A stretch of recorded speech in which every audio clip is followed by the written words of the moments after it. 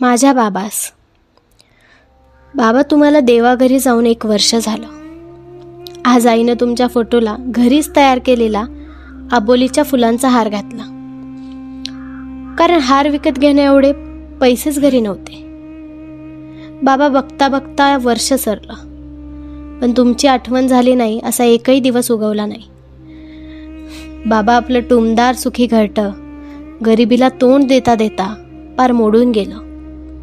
खरंच किती चांगले दिवस होते ते, जेव्हा तुम्ही होता. तुम्ही कारखान्यात नोकरीला होता, पगार पण चांगला होता. एका बँकेचं कर्ज घेऊन तुम्ही घर पण बांधलं. आपण दर आठवडी सुट्टीला हॉटेलिंग करत असो. त्यावेळी तुम्ही कुठलाच खर्चाचा विचार केला नाही. मोठ्या मोठ्या हॉटेलात घेऊन गेला, छान छान चॉकलेट, महागडे आईस्क्रीम आम्हाला घेऊन दिले. मला तुम्ही मोठ्या खाजगी इंग्रजी शाळेत घातलं. त्या शाळेची फीस 50,000 रुपये, पण तुम्ही डगमगला नाहीत. त्यावेळी आई चिडली होती, पण तुम्हीच तिला अगं कुणासाठी कमवायचं हे असं म्हणून समजावलं. खरंच बाबा, मला तेव्हा तुमचा खूप अभिमान वाटला होता. आणि मग तो काळा दिवस उगवला. त्या दिवशी तुम्ही कारखान्यात तुमच्यासोबत काम करणाऱ्या सुज्ञे काकांच्या गाडीवर रात्रपाळीच्या ड्युटीवर निघालात. त्याच सुज्ञे काकांची मुलगी माझ्यासोबतच महागड्या इंग्रजी शाळेत माझ्याच वर्गात होती.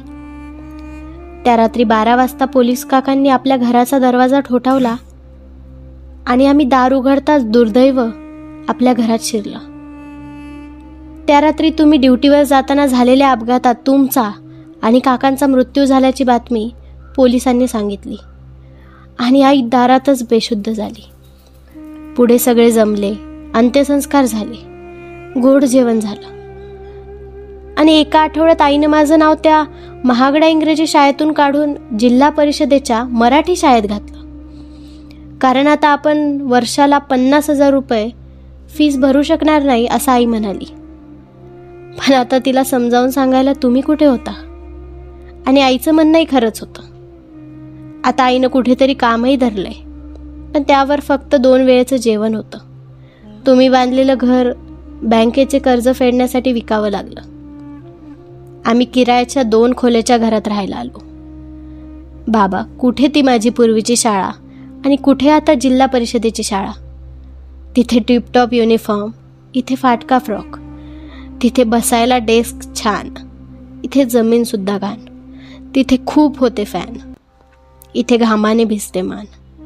एक दिवस काकांची मुलगी भेटली. तिचे बाबाही तुमच्यासोबत देवाघरी गेले, पण ती मात्र अजूनही त्याच महागड्या इंग्रजी शाळेत आहे. आईनं तिच्या घरी विचारलं तेव्हा तिची वार्षिक फीस 50,000 रुपये LICने भरले असं कळालं. त्याच दिवशी आईने LICमध्ये जाऊन चौकशी केली. माझी फीस ऑफिस भरेल का असं विचारलं तेव्हा तेथील साहेबांनी सांगितलं, सुज्ञे काकांनी जीवन लक्ष नावाची 5 लाख विमा रकमेची पॉलिसी घेतली होती. म्हणून आता LIC दरवर्षी तिचे रुपये 50,000 फीस पुढील 20 वर्षे भरणार आहे.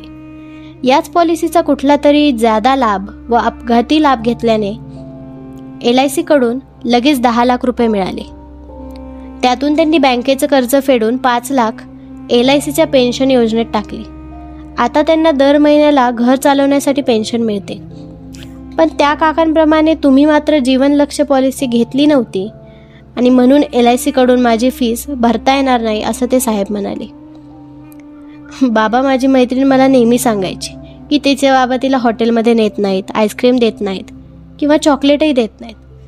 त्यावेळी मला तुमचा अभिमान वाटायचा. ती मात्र तिच्या बाबांवर चिडायची. पण आता मात्र ती हे सगळं अभिमानानं सांगते.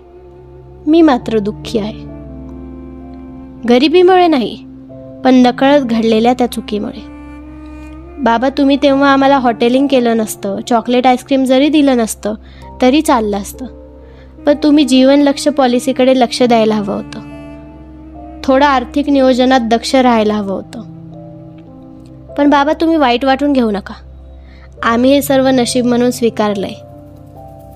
आज मात्र काकांच्या फोटोला त्यांच्या घरी बाजारातून आणलेला गुलाब फुलांचा हार घातला होता, पण आईने मात्र शेजारच्या प्लॉटमधील आबोलीच्या फुलांचा हार घरीच तयार केला तो हार तयार करताना सुई आईच्या बोटात अनेक वेळा घुसली, पण बोटातून रक्त आलं नाही.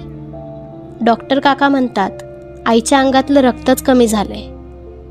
आई आज दिवसभर तुमची आठवण काढून रडत होती. मला मात्र एका गोष्टीचं खूप वाईट वाटलं.